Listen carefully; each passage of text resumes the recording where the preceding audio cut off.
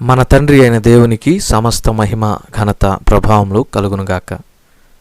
మన ప్రభువును రక్షకుడునైన యేసుక్రీస్తు వారి అతి పరిశుద్ధమైన నామంలో ప్రియమైన దేవుని బిడ్డలందరికీ హృదయపూర్వకమైన ప్రేమ వందనములు తెలియజేసుకుంటున్నాను. దేవుని పరిశుద్ధ గ్రంథంలో నుండి సంఖ్యాకాండం 3వ అధ్యాయం 14వ వచనం నుండి 39వ వచనం వరకున్న వాక్య భాగాన్ని మనము ధ్యానం చేద్దాం. 14వ వచనం నుండి కొన్ని వచనములను చదువుకుందాం. మరియు సీనాయి అరణ్యమందు యెహోవా మోషేకు ఇలాగు సెలవిచ్చెను, లేవీయుల పితరుల కుటుంబములను వారి వారి వంశములను లెక్కింపుము. 1 నెల మొదలుకొని పైప్రాయము గల మగవారినందరినీ లెక్కింపవలెను. కాబట్టి మోషే యెహోవా తనకు ఆజ్ఞాపించినట్లు ఆయన మాట చొప్పున వారిని లెక్కించెను. లేవి కుమారుల పేర్లు గెర్షోను, కహాతు, మెరారి అనునవి. దేవుడు ఈ కొద్ది మాటలను మన కొరకు దీవించునుగాక.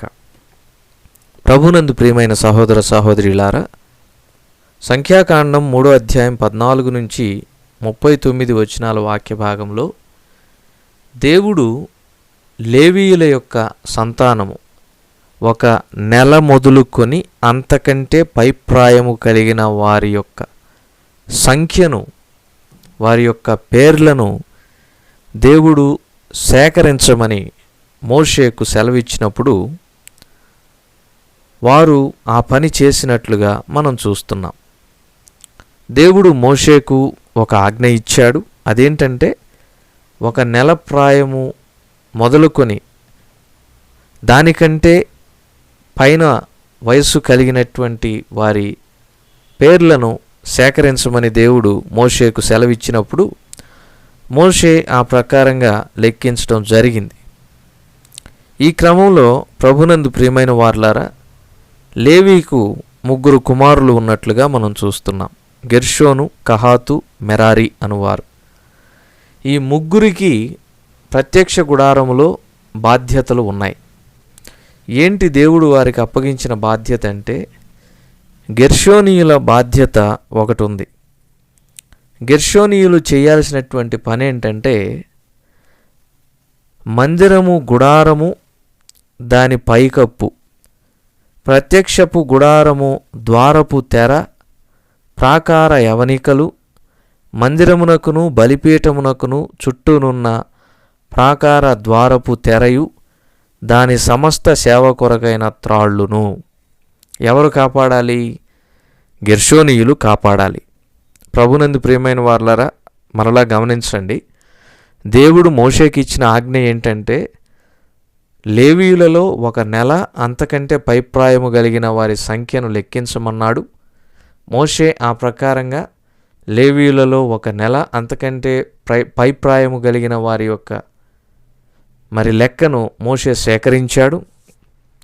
లేవీకి 3 కుమారులు ఉన్నారు, గెర్షోను, కహాతు, మెరారి.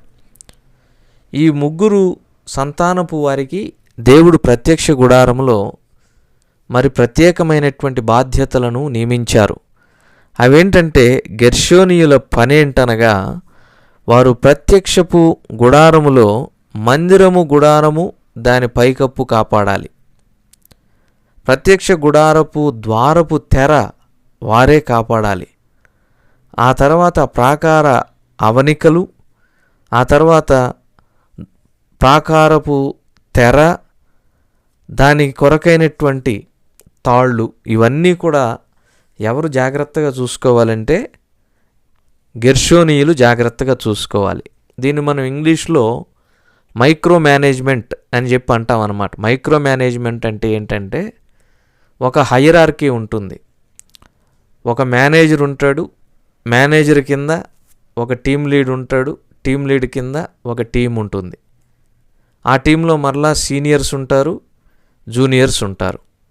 జూనియర్ పైన సీనియరు, సీనియర్ పైన టీం లీడు, టీం లీడ్ పైన మేనేజరు, ఆ మేనేజర్ పైన డెలివరీ మేనేజర్ ఉంటారు.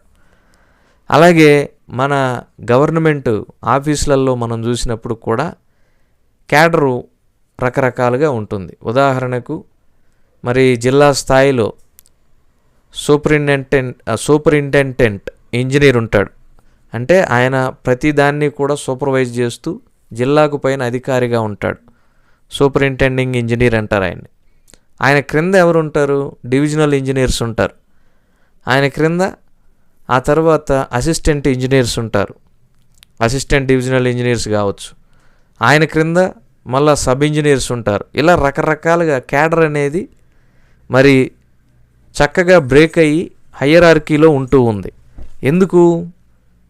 మరి క్రింది స్థాయి నుండి అన్నీ ఒకరే చూడలేరు, చేయలేరు. కాబట్టి పనిని రకరకాలుగా విభజించడం వలన అందరికీ పని అనేది పంచిపెట్టడం వలన పని సులువుగా సాగుతుంది. ఒకరి మీదే భారం పడకుండా పని చాలా సులువుగా సాగుతుంది. ఇంకా అర్థం కావాలంటే మనం ఒక పాఠశాలను తీసుకుందాం.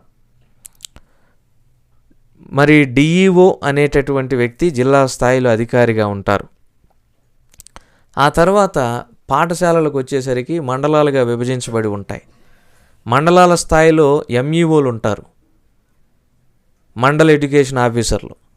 ఆ తర్వాత వచ్చేసరికి ఒక్కొక్క పాఠశాలకు ప్రధాన అధ్యాపకులు ఉంటారు, వారి క్రింద అధ్యాపకులు ఉంటారు. ప్రభునందు ప్రియమైన వారులారా, చూసారా హైరార్కీ ఎలా ఉందో? పాఠశాలలో అధ్యాపకులు, అధ్యాపకుల పైన ప్రధాన అధ్యాపకులు, ఆ ప్రధాన అధ్యాపకుల పైన మండల స్థాయి అధికారులు, మండల స్థాయి అధికారులందరిపైన ఒక జిల్లా స్థాయి అధికారి. ఇలాగున మనం చూసినప్పుడు ప్రత్యక్ష గుడారము యొక్క సేవ కూడా లేవీయులకు దేవుడు పంచి ఇచ్చాడు. ఆయన ఎవరికి ఏ బాధ్యతను పంచి ఇచ్చాడో ఆ బాధ్యత ప్రకారం వారు చేయాల్సి ఉంటుంది. ఇప్పుడు గెర్షోనీయుల పని ఏంటంటే వారు ప్రత్యక్ష గుడారము యొక్క తెరను కాపాడాలి. ప్రత్యక్ష గుడారము చుట్టూ ప్రాకారముగా ఏర్పాటు చేసినటువంటి తెరను కాపాడాలి. ఆ ప్రాకారపు తెరలను కట్టడానికి ఉపయోగించినటువంటి తాళ్లను వారే కాపాడాలి. మందిరం యొక్క పైకప్పు మీద ఉన్నటువంటి తెరను కూడా వాళ్లే కాపాడాలి. ఇదేంటి, మాకు పైకప్పును చూసుకునే బాధ్యత ఇచ్చారు, ప్రహరీని చూసుకునే బాధ్యత ఇచ్చారు అని చెప్పి అనకూడదు. దేవుడు ఏ బాధ్యతను నియమించాడో దానికి మనం 100% న్యాయం చేయాలి. మమ్మల్ని చెప్పుల స్టాండ్ దగ్గర పెట్టారు, ఎప్పుడు వాక్యాలు వాళ్ళే చెప్పుకుంటారు, మా చేత బాత్రూంలు లెట్రిన్లు గడిగిస్తారు, పాటల క్వైర్లలో వాళ్ళే ఉంటారు, మేము సాపలెత్తాలి, మందిరాలు గడగాలి, వారు మాత్రం చక్కగా రెడీ అయ్యి వచ్చేసి ఆరాధన నడిపించి వెళ్ళిపోతూ ఉంటారు. ఇలాంటి మాటల వలన, ఇలాంటి ఆలోచన విధానం వలన నేడు సంఘాలు భ్రష్టు పట్టిపోయి చీలిపోయి సంఘస్థులు విశ్వాసుల మధ్య విభేదాలు అధికమైపోయి సాతానుడు సంఘంలో ప్రవేశించి గలిబిలిని సృష్టించే దినాల్లో ఉంటున్నాం మనం. ఎందుకు ఇలాంటి పరిస్థితి వచ్చిందో తెలుసా? దేవుడు ఏ పని ఇచ్చాడో ఆ పనిలో నమ్మకంగా కలిగి ఉండకుండా మనకి ఇయ్యనటువంటి పని వైపు చూస్తూ ఏది ఎక్కువగా గుర్తింపిస్తుందో, ఏది ఎక్కువగా మనుషుల దృష్టిని ఆకర్షిస్తుందో దాన్ని చెయ్యాలి అనుకోవటం వలన వచ్చే ప్రమాదాలు ఇవి. దేవుడు నీకు అప్పగించిన బాధ్యత ఏంటనేది ప్రభు దగ్గర నువ్వు కనిపెట్టి తెలుసుకోవాలి. It is your responsibility. గెర్షోనీయులకు దేవుడు ఆ బాధ్యత ఇచ్చాడంటే కాదు నేను పరిశుద్ధ స్థలంలో ఉన్నటువంటి ఉపకరణాలను కాస్తాను అని అంటే కాదు, నీకు పని లేదు.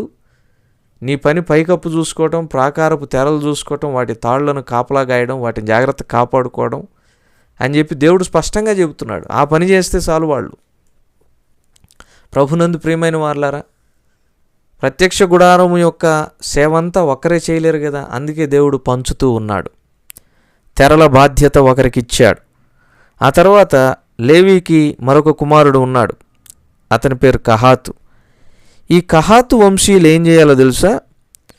31వ వచనం సంఖ్యాకాండం 3వ అధ్యాయంలో మందస్సము, బల్ల, దీపవృక్షము, వేదికలు, తాము సేవ చేయు పరిశుద్ధ స్థలములోని ఉపకరణములు, అడ్డుతెర కాపాడి దాని సమస్త సేవయు జరపాల్సిన వారు కహాతీయులు. ప్రభునందు ప్రియమైన వారలారా, అర్థమైందా?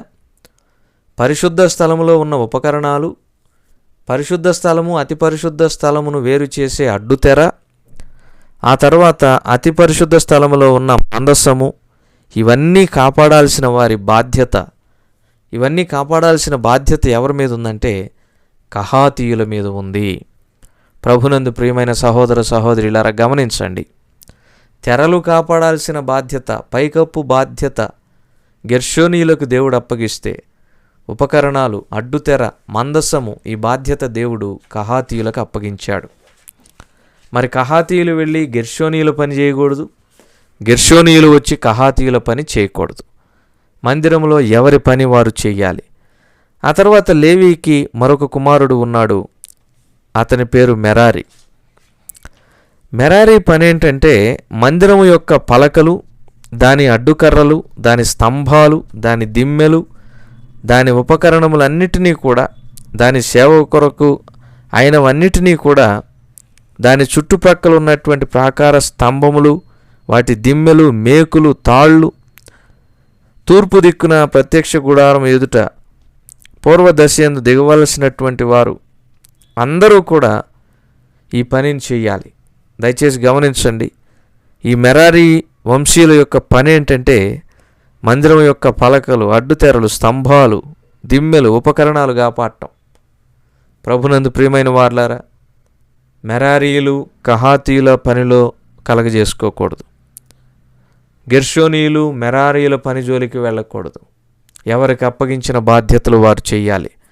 ఇందు విషయమై క్రొత్త నిబంధనలో ఎలాంటి వాక్యం లేదు కావాలా అనుకుంటారు చాలామంది కదండి. అపోస్తుడైన పౌలు కొరింథీయులకు రాసినటువంటి మొదటి పత్రికలో ఒక ప్రాముఖ్యమైన మాట దేవుడు వ్రాయించడం జరిగింది. 7వ అధ్యాయం 24వ వచనం, సహోదరులారా, ప్రతి మనుష్యుడును ఏ స్థితిలో పిలువబడునో ఆ స్థితిలోనే దేవునితో సహవాసము కలిగి ఉండవలెను. ఈ మాట ఎంత శ్రేష్టమైన మాట. అదే అధ్యాయం 20వ వచనం చదువుతున్నా, 1 కొరింథీ 7:20, ప్రతివాడు ఏ స్థితిలో పిలువబడినో ఆ స్థితిలోనే ఉండవలెను. దాసుడువై ఉండగా పిలువబడితివా, చింతపడవద్దు గాని స్వతంత్రుడు వగుటకు శక్తి కలిగిన ఎడల స్వతంత్రుడు వగుట మరి మంచిది. ప్రభువునందు పిలువబడిన దాసుడు ప్రభువు వలన స్వాతంత్ర్యము పొందినవాడు. ఆ ప్రకారమే స్వతంత్రుడై ఉండి పిలువబడినవాడు క్రీస్తు దాసుడు. మీరు విలువ పెట్టి కొనబడిన వారు గనక మనుషులకు దాసులు కాకుడి. అర్థమవుతుంది కదా ఈ శ్రేష్టమైన మాట. దేవుడు ఏ స్థితిలో పిలిచాడో, ఏ స్థితిని నియమించాడో అందులో మనం నమ్మకత్వం కలిగి ఉండాలి. పాటలు పాడే తలాంతు లేకపోయినా పాటలు పాడటానికి ప్రయత్నం చేయడం, ఆ పాట ఆత్మీయంగా వాక్యానుసారంగా పాడక సంఘంలో ఉన్న వాతావరణాన్ని పాడు చేయటం, వాక్యం చెప్పే కృపావరం లేకున్నా ఆరాటపడి వాక్యం చెప్పాలని వేదికలు ఎక్కడం, ఆత్మ నడిపింపు లేదు, వాక్య జ్ఞానము లేదు. సంఘానికి అవసరమైన ఆహారం ఎక్కడి నుంచి వస్తుంది? దయచేసి ఆలోచన చెయ్యండి. దేవుడిచ్చిన తలాంతి ఏంటో అది కనిపెట్టుకొని అది చెయ్యి. ప్రభునందు ప్రియమైన సహోదరుడా సహోదరి, పౌలుతో కొంతమంది పోటీపడి మరి వాక్యం చెప్పాలనుకున్నారు, కానీ వారు నానా విధములైనటువంటి ముచ్చట్లకు తిరిగి భ్రష్టులైపోయారని దేవుని వాక్యం సెలవిస్తుంది. కాబట్టి ప్రభునందు ప్రియమైన వారులారా, ఇలాంటి పొరపాట్లు మనం చేయకుండా ఈ లోకంలో ఉందాం. ఎందుకు ఈ మాటలు దేవుడు మనతో పలికిస్తూ ఉన్నారంటే, మనం ఎప్పుడూ కూడా మనది కాని పనుల విషయంలోనే ఆసక్తి కలిగి ఉంటాం. మనకియ్యని తలాంతు విషయంలోనే శ్రద్ధ కలిగి ఉంటాం.